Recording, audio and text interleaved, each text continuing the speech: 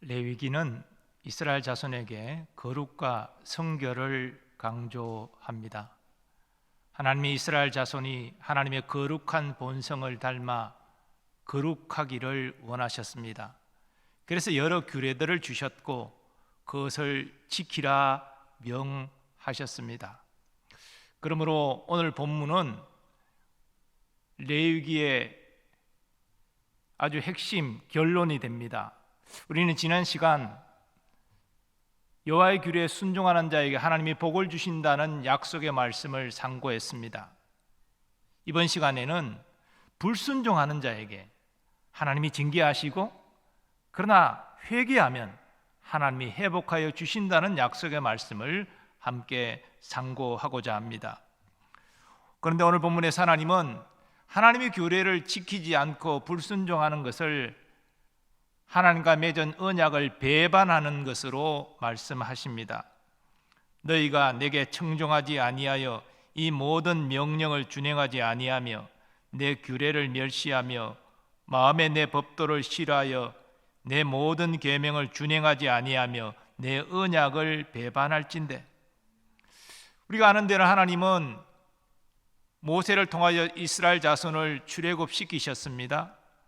그리고 광야를 지나 시내산으로 인도하셔서 시내산에서 또 모세를 통하여 이스라엘 자손과 언약을 맺으셨습니다. 그 언약의 핵심 내용은 이렇습니다.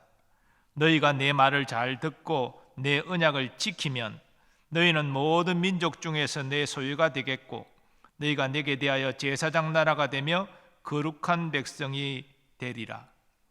시내산 언약의 핵심은 여호와 하나님이 이스라엘의 하나님이 되시고 이스라엘 자손이 하나님의 거룩한 백성이 되는 약속에 있습니다. 이 약속을 이루시면서 하나님은 이스라엘 자손에게 율법을 주셔서 그 율법을 지키게 하셨습니다. 너희가 나의 거룩한 백성이 되었으니 이제 율법을 지켜서 거룩한 백성답게 살아라, 그런 취지로 율법을 주신 것입니다. 그러므로 이스라엘 자손이 하나님이 주신 이 율법을 지키지 않는다면 그것은 언약을 배반하는 것이고 그 언약의 당사자인 하나님을 배반하는 것이 됩니다. 하나님은 언약을 배반한 이스라엘 자손에게 내려질 기본적인 재앙을 이렇게 말씀하십니다.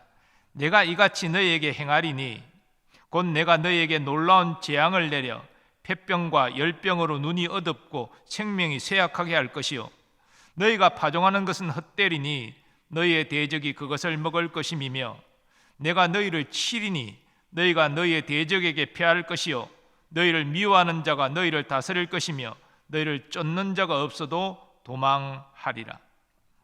하나님께서 불순종하는 이스라엘 자손에게 내리시는 재앙은 기본적으로 세 가지로 나타납니다. 그 첫째가 질병입니다. 오늘 본문의 폐병과 열병으로 이스라엘 자손의 눈을 어둡게 하고 또 그 생명을 쇠약하게 할 것이다 라고 말씀하고 계십니다. 두 번째로 양식에 내리는 재앙입니다. 이스라엘 자손이 씨를 뿌리고 열심히 농사를 지어도 대적이 와서 그 수확물을 다 빼앗아 가버린다는 것입니다. 그래서 저들의 수고가 헛되게 된다는 것이죠. 또한 세 번째로 전쟁에서 패하고 쫓기게 될 것을 말씀하십니다. 이처럼 구약시대에 하나님께서 자기 백성에게 징계하시는 기본적인 재앙의 내용은 바로 질병과 기근과 전쟁이었습니다.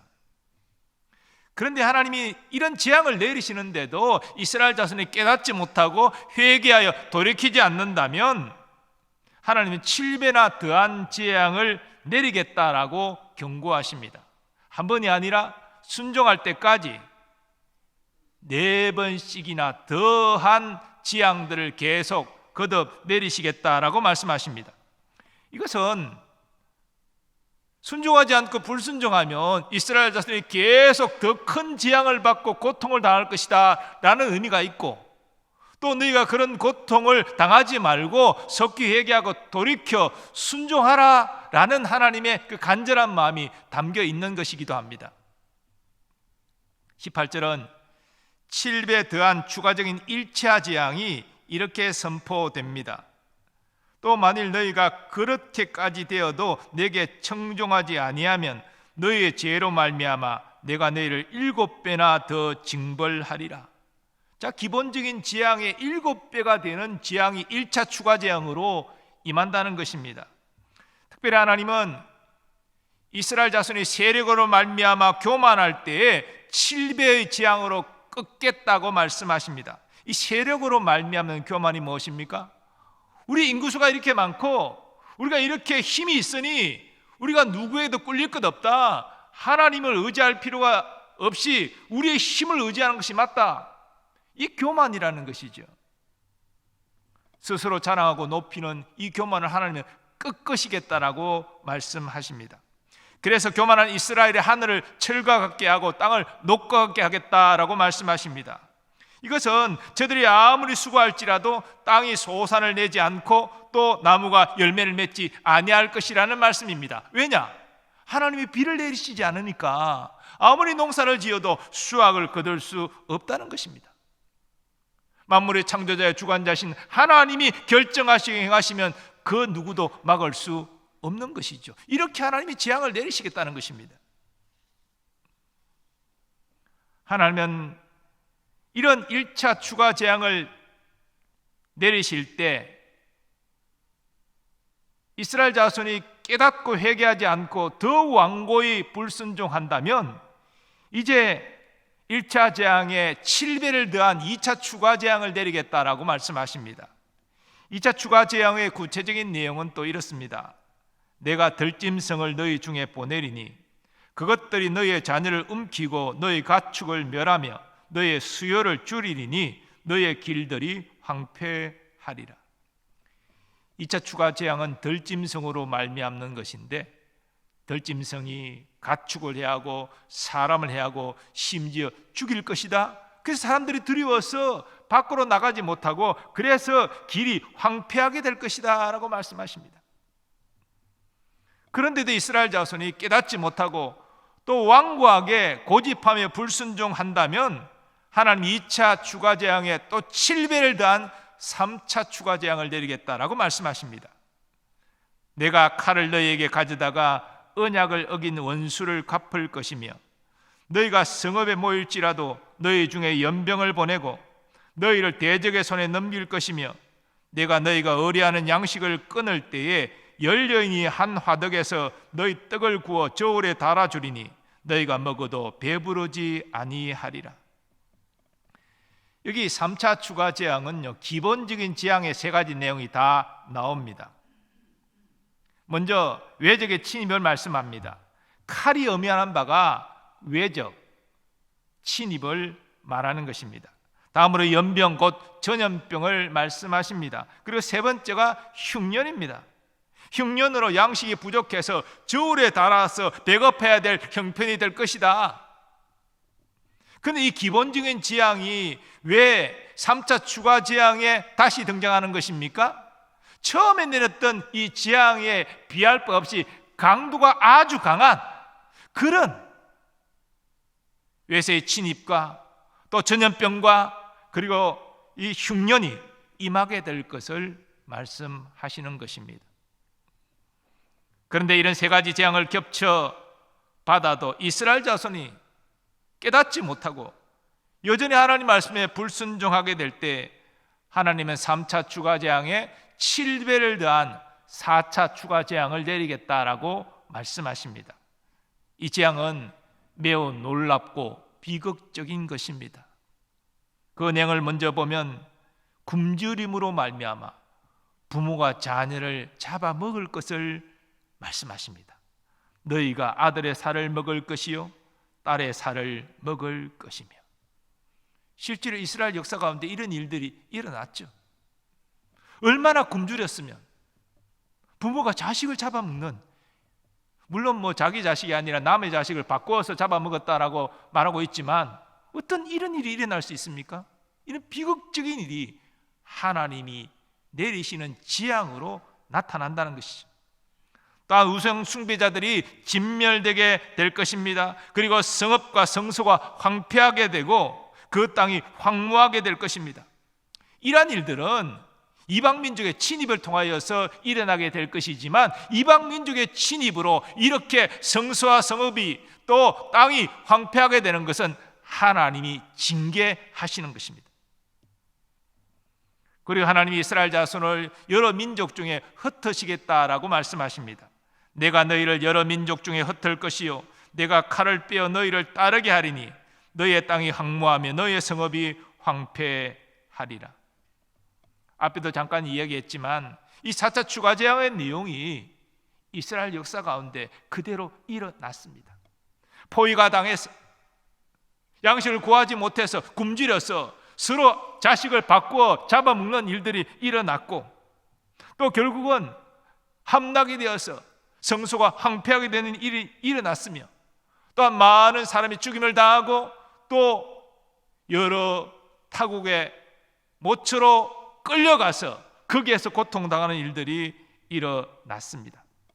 이스라엘 역사를 보면 북이스라엘이 먼저 우상숭배의 제약으로 말미암아 아수로부터 멸망당하고 이런 참상을 겪었습니다. 또한 남유다도 바벨론의 공격으로서 예루살렘이 함락당하면서 이런 참상을 경험하고 많은 사람이 바벨론으로 포로로 끌려갔습니다. 그리고 그 땅은 전쟁의 참화 속에서 황폐하게 되었습니다. 이 모든 일들이 왜 일어났습니까? 하나님이 경고하셨는데도 불순종하고 그 마음을 완악하게 하여 회개하지 않았기 때문에, 하나님께로 돌아오지 않았기 때문에 이런 참상을 저들이 경험한 것입니다. 하나님은 재앙의 최종적인 결과를 말씀하십니다.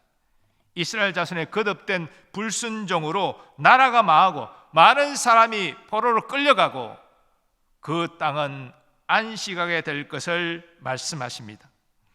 땅의 안식은 안식년 제도여야 희년 제도여야 안식하는 것이 아닙니다.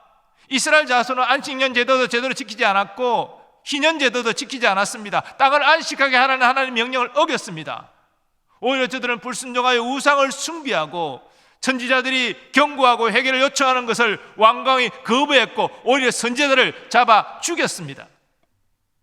그 결과 외세의 침략으로 나라는 망하고 많은 사람이 죽임을 당하고 또 많은 사람이 포로로 끌려가고 그 땅은 강제적으로 안식하게 되었습니다. 그 땅이 전쟁으로 황폐하게 되었지만 그 황폐한 땅을 개간하고 일굴 사람이 없었기 때문이죠. 그리고 원수들의 땅에 끌려간 이스라엘 자손은 그곳에서 극도의 불안과 공포를 경험하게 될 것입니다. 너희 남은 자에게는 그 원수들의 땅에서 내가 그들의 마음을 약하게 하리니 그들은 바람에 불린 잎사귀 소리에도 놀라 도망하기를 칼을 피하여 도망하듯 할 것이요 쫓는 자가 없어도 엎드러질 것이라. 그리고 많은 사람이 공포에 시달리다가 그곳에서 쓸쓸히 죽게 될 것입니다. 너희가 여러 민족 중에서 망하리니 너희의 원수들의 땅이 너희를 삼킬 것이라. 너희 남은 자가 너희의 원수들의 땅에서 자기의 죄로 말미암아 쇠잔하고 그 조상의 죄로 말미암아 그 조상같이 쇠잔하리라. 이스라엘 자손이 이런 비극을 경험한 것은 저들의 불순종 때문입니다. 하나님이 거듭 경고하셨고 선지자를 보내서 기회를 주셨지만 회개하고 돌이키지 않았기 때문입니다. 결국 우리는 이러한 이스라엘의 역사를 확인하면서 공의의 하나님을 다시 확인하게 됩니다. 물론 공의의 하나님, 죄를 미워하시고 죄를 심판하시는 하나님이신데, 그런데 자기 백성이 범죄하면 즉각적으로 진노하시고 심판하시고 그렇게 하시는 것이 아닙니다. 하나님은 인내하셨습니다. 기다리셨습니다. 오히려 선지자를 보내서 호소하셨습니다. 너희가 글로 계속 가면 망한다. 빨리 돌이켜 너희가 살아라. 나는 이것을 원한다. 그러나 저들은 듣지 않았습니다. 그래서 결국 하나님께서 공의로 징계하신 것입니다. 하나님은 오늘날도 공의의 하나님이십니다. 어제나 오늘이나 영원토록 하나님은 변함이 없으십니다. 근데 오늘날 사람들은 공의의 하나님을 별로 생각하지 않습니다. 죄를 미워하시고 죄를 심판하시는 하나님 별로 생각하고 싶지 않습니다. 많은 사람들이 생각하고 선호하는 하나님은 사랑의 하나님입니다. 자기가 범죄한 것도 하나님은 사랑이시니까 이런 정도는 봐주실 거야, 용납해 주실 거야, 나를 사랑하시잖아, 이렇게 가볍게 죄를 생각합니다. 그러나 하나님이 이스라엘 자손과 언약을 맺을 때 분명히 밝히신 것처럼 하나님이 자기 백성에게 원하시는 것은 거룩함입니다. 하나님이 자기 백성이 하나님의 거룩한 본성을 닮아 거룩하게 살기를 원하십니다. 내가 거룩하니 너희도 거룩할지니라. 하나님 우리에게 거룩한 백성으로 살도록 우리를 부르셨다는 것입니다. 그리고 하나님의 말씀에 순종하여 거룩하게 살 때 하나님이 복을 주실 것을 약속하셨습니다. 하나님이 이스라엘 자손의 그와 같이 거룩함으로 하나님 복을 받기를 원하셨고, 그리고 하나님의 복을 받는 모습을 통하여서 이방 민족의 호기심과 관심과 부러움을 사게 하셔서 이방 민족을 하나님께로 인도하는 제사장의 역할을 감당하기를 기대하셨습니다. 그러나 이스라엘 역사를 우리에게 교훈하는 바가 무엇입니까? 자, 이렇게 하나님께서 이스라엘 자손과 언약을 맺고 이렇게 순종과 불순종에 대하여 복을 주고 징계하겠다라고 이렇게 약속과 경고를 주시고, 그리고 이후에 여호수아를 통해서 이스라엘 가나안 땅에 들어가게 하셨죠. 그리고 이 가나안 땅을 정복하게 하셨고 그 땅을 지파별로 나누어서 그 땅에 머물러 살게 하셨습니다. 그리고 사사시대가 시작됩니다. 근데 사사시대의 특징은 무엇입니까? 여호수아와 그를 따르는 장로들이 다 죽고 난 다음에 그 후손들은 여호와를 알지 못했습니다. 그리고 자기 속에는 옳은 대로 행했습니다. 분명히 하나님께서 순종할 때 내가 복을 주겠고 불순종하면 내가 엄히 징계하리라 라고 말씀하셨는데 이 레위기의 말씀을 까마득해 잊어버렸다는 것입니다. 그래서 저들이 한 것은 가나안 원주민들이 섬겼던 우상을, 이 우상이 하나님이다, 이 우상을 잘 섬기면 하나님은 복을 받는다, 어리석게도 그 우상을 하나님으로 섬겼다는 것입니다. 하나님께서 경고하셨지만, 돌이키기를 인내하며 기다리셨지만 그들은 거부하고 그 우상을 계속 섬깁니다. 드디어 하나님이 진노하십니다. 그래서 이방 민족을 동원해서 이스라엘을 치게 하시고 이스라엘을 압제하게 하시고 그래서 고통 가운데 신음하게 하셨습니다. 그렇게 하나님이 징계를 받고 난 다음이야 이스라엘 자손은 정신을 차리고 하나님께 구원을 호소합니다. 울며 부르짖습니다. 그럼 하나님 또 긍휼히 여겨주시사 사사를 세우셔서 그 외적들을 물리치시고 그 땅에 또 평화를 주십니다. 그러면 진짜 감사하고 이제는 하나님 말씀에 순종하며 살아야 되는 것 아닙니까? 그런데 위기가 끝나고 고통이 끝나고 그 땅에 평화가 임하면 이 이스라엘 자손은 다시 돌이켜 하나님이 아니라 우상을 섬기며 그렇게 살았습니다. 그래서 하나님은 또 분노하셔서 이방 민족을 보내 또 공격하게 하시고 이방의 압제 아래 고통받게 하셨습니다. 이것이 사사기에 반복되는 흑역사입니다. 근데 이스라엘의 불순종은 사사시대가 끝나고 왕정시대가 시작된 이후에도 지속됩니다. 물론 이스라엘 역사에 선한 왕들이 있었죠. 몇몇 선한 왕 때는 왕들이 솔선수범해서 하나님을 잘 섬기고 말씀에 순종하고 백성들을 그렇게 잘 이끌어서 정말 하나님의 복을 받는 그런 시기가 있었습니다. 그러나 그 시기는 길지가 않았죠. 몇몇 왕 제외하고 대부분의 왕들은 그 우상을 방조하고 또 자신이 앞장서서 우상을 섬기고 그렇게 해서 하나님이 진노를 샀던 것입니다. 그래서 결국 북이스라엘이 먼저 멸망당하고 남유다도 멸망당한 것입니다. 그것은 우상 숭배에 죄하게 대하여 하나님이 공의로 징계하신 것입니다. 바로 오늘 본문에 하나님이 예고하신 대로 그대로 행하신 것입니다. 오늘 본문의 예고는 이스라엘 자손이 가나안 땅에 들어가기 전에 시내산에서 하나님의 언약을 맺은 직후에 이런 여러 가지 규례들을 받고 마지막 하나님이 결론적으로 너희가 이 규례들을 지켜 행해야 나의 복을 받을 것이다. 그러나 너희가 불순종하면 내가 너희를 엄하게 징계할 것이다. 그렇게 지금 말씀하신 것 아닙니까? 그런데 까마득해 가나안 땅 들어가서 이스라엘 자손은 이 말씀을 잊어버리고 눈에 보이는 우상을 따라 불순종하고 그러다가 하나님의 징계를 받고 결국 이것이 역사 속에서 계속 반복되다가 나라가 망하고 뿔뿔이 흩어지고 타국으로 가서 고통받고 죽어가고 이런 비극을 경험한 것입니다. 실로 하나님의 말씀은 1.1획도 헛되이 땅에 떨어지지 않습니다. 하나님 말씀하신 것은 반드시 하나님의 때에 이루십니다.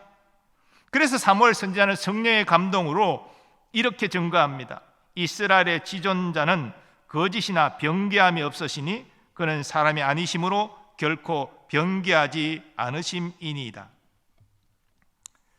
그런데 이 대목에서 우리가 주목할 것은 하나님의 징계를 단순히 하나님의 분노의 결과로만 보지 말아야 한다는 것입니다.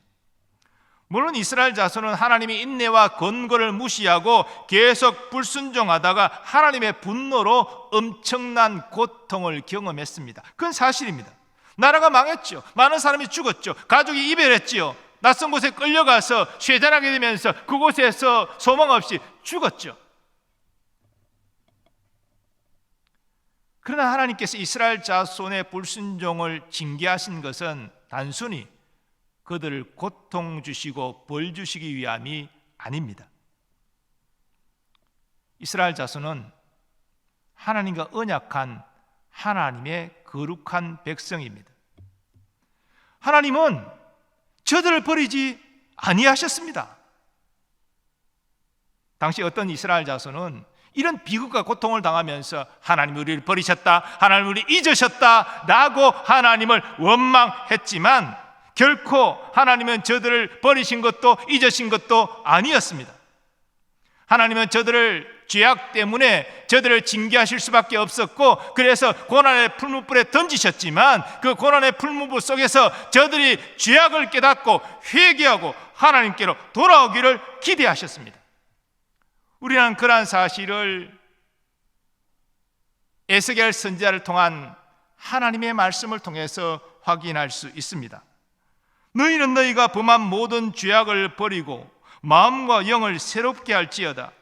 이스라엘 족속아 너희가 어찌하여 죽고자 하느냐? 주 여호와의 말씀이니라.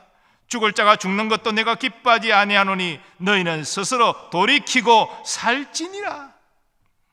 하나님의 진짜 마음은 이스라엘 자손이 벌받는 것이 아닙니다. 고통당하는 것이 아닙니다. 그들의 죄악을 회개하고 하나님께 돌아와 순종하여 하나님의 복을 받는 것이었습니다. 이런 의미에서 이스라엘 자손에 대한 하나님의 엄중한 공의의 징계는 저들을 향한 하나님의 사랑의 표현이었습니다.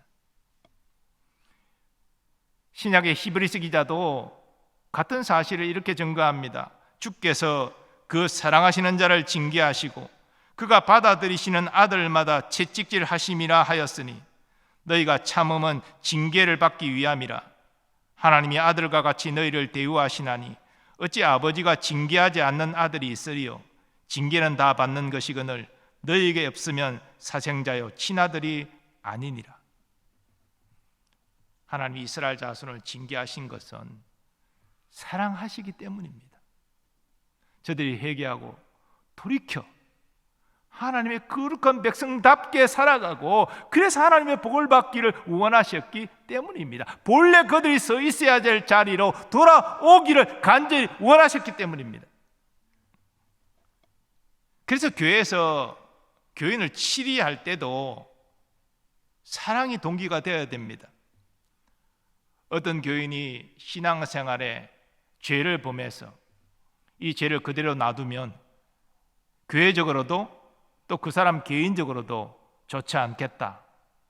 그런 어떤 현실적인 상황이 확인되어서 어쩔 수 없이 교회가 치리할 수 있습니다. 그러나 교회 치리도 하나님의 징계처럼 벌을 주고 고통을 주는 데 목적이 있는 것이 아닙니다. 벌을 받고 고통을 경험하지만 그것을 통해서 자신의 연약함과 문제를 깨닫고 돌이켜 바른 신앙생활로 복귀하도록 하기 위한 목적인 것입니다. 이러한 원리는 가정에서 부모가 자녀를 징계할 때도 그대로 적용이 됩니다. 가끔 부모가 자식이 못된 행동을 한다고 분노에 막 사로잡혀서 그렇게 아이를 징계하는 경우가 있습니다. 아이는 부모의 그런 분노에 찬 징계를 이해하지 못합니다.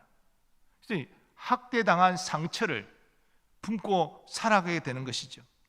징계의 기본은 사랑함으로 행하는 것입니다. 사랑하기 때문에 행하는 것입니다. 우리의 자녀가 나쁜 길로 가지 않고 정말 바른 성품과 신앙으로 생활하기를 원하기 때문에 너무나 가슴 아프지만 징계하는 것이죠. 그리고 이것이 자녀들에게 그 징계의 목적을 이해시키고, 그래서 부모님이 참 마음 아프지만 나를 사랑함으로 나를 징계하시는구나, 이것을 느끼는 방식으로 이루어져야 한다는 것입니다. 오늘 본문도 같은 사실을 증거하고 있습니다. 40절 이하 말씀입니다. 그들이 나를 거스른 잘못으로 자기의 죄악과 그들의 조상의 죄악을 자복하고 또 그들이 내게 대항함으로 나도 그들에게 대항하여 내가 그들을 그들의 원수들의 땅으로 끌어갔음을 깨닫고 그 할례받지 아니한 그들의 마음이 낮아져서 그들의 죄악의 형벌을 기쁘게 받으면 내가 야곱과 맺은 내 언약과 이삭과 맺은 내 언약을 기억하며 아브라함과 맺은 내 언약을 기억하고 그 땅을 기억하리라. 저들이 징계를 받고 있지만, 고통 가운데 있지만 그들은 깨달았습니다. 그리고 마음이 낮아졌습니다. 그래서 죄악의 형벌을 기쁘게 수용합니다. 이것이 무엇입니까? 하나님이 사랑으로 나를 징계하시고 나를 바른 길로 인도하고 계시는구나, 이걸 깨달았다는 것입니다. 이 하나님의 징계를 제대로 이해한 것이지요.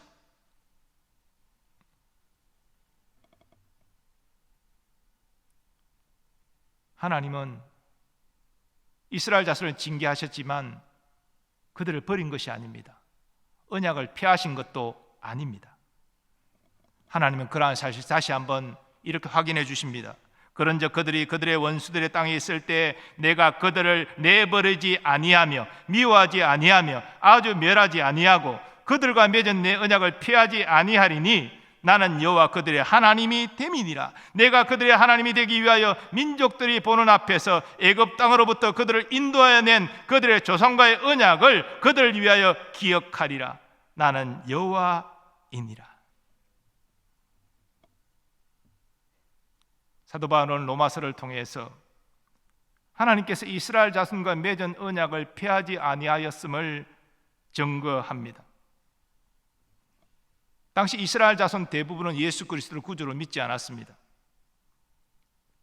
그러나 사도 바울은 하나님이 택한 이스라엘 자손을 버리신 것이 아니기 때문에 언젠가 이스라엘 자손으로 하여금 회개하게 하고 예수님을 구주로 고백하게 하여 다시 하나님을 바르게 섬기게 될 날을 오게 하실 것을 의심치 않았습니다.